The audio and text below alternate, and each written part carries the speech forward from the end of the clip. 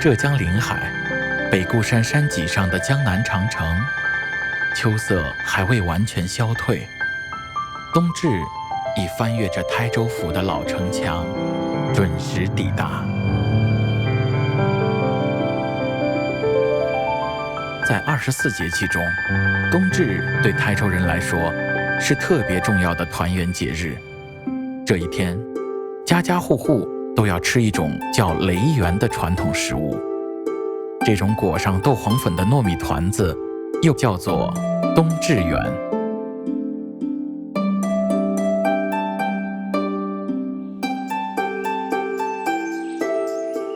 深山中的奥地罗村，年近80的阿婆吴美香正在生火炒豆子。这是为了制作雷圆风味关键的豆粉。老一辈的人对待食物是诚恳的，不厌其烦，豆粉坚持现磨的，吃起来才香。先将生黄豆放进铁锅中炒熟，稍微摊开放凉，就要拿去磨粉。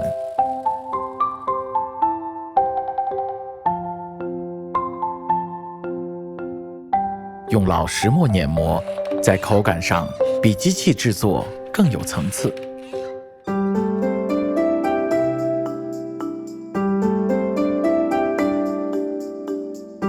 豆粉还要加入红糖、熟芝麻粉，混合均匀。这在当地叫做炒粉，或者豆黄粉。给阿婆打下手的侄女儿陈金红，是临海当地有名的点心师。豆黄粉调好后，她开始和面。糯米粉用新米水磨粉，粘性足，口感好。分次加入山泉活水，一直揉成表面光滑的面团，再分出小份，搓匀成长条，揪出等大的剂子，先搓圆，然后压扁，中间用手指压薄，这就是雷圆的生胚。陈金红平时在店里做的是包馅的雷圆，而这种不包馅的雷圆是临海当地最传统的做法。与台州其他地方常见的球形雷圆不同，这种压扁后像饼的雷圆更容易煮熟，又叫糖粉饼。煮雷圆要等水煮沸后下锅，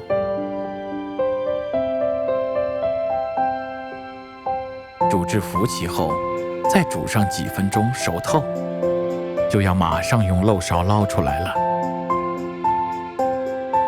倒入调好的豆黄粉中，使其充分裹上一层豆黄粉，雷圆就完成了。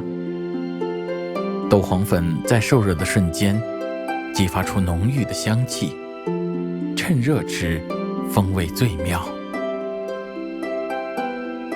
甜口是台州雷圆的主流，而会吃的台州人又在甜口的基础上发展出了包馅料的咸口雷圆，有的地方叫做炊圆。制作炊圆的馅料是这个时节的萝卜、冬笋，加上豆干、五花肉、开洋、干香菇等，切丁炒至8分熟即可。包炊圆先将剂子开出杯子状的面窝，然后填入馅料，一边旋转一边收口，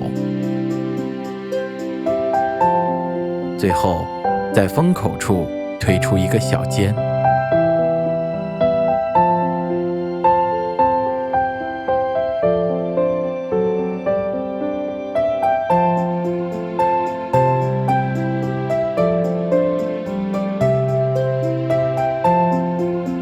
炊圆最常见的吃法是冷水下锅蒸熟，也可以像汤圆一样烫煮着吃。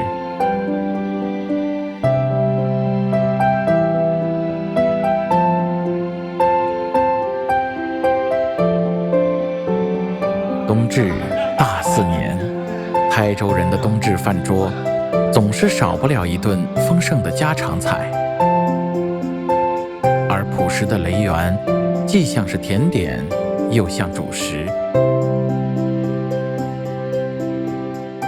它是台州人日常生活的写照，丰盈而甜美。